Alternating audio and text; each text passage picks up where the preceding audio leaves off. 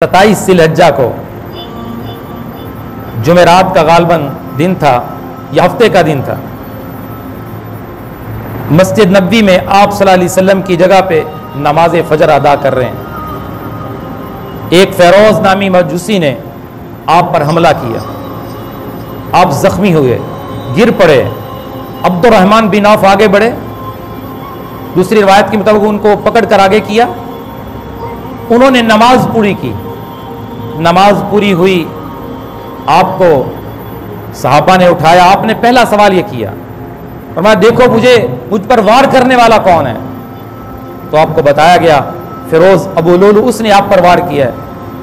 आपने शुक्र अदा किया कि कहीं मेरे ऊपर वार करने वाला कोई मुसलमान नहीं था।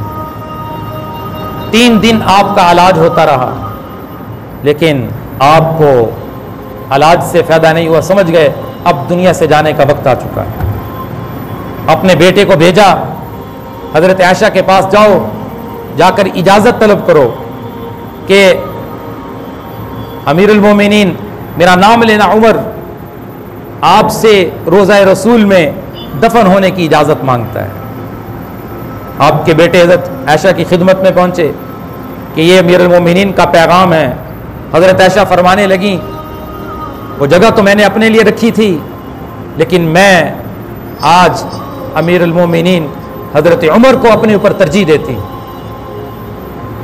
बस खुश हो गए जब पैगाम मिला, इजाजत मिली।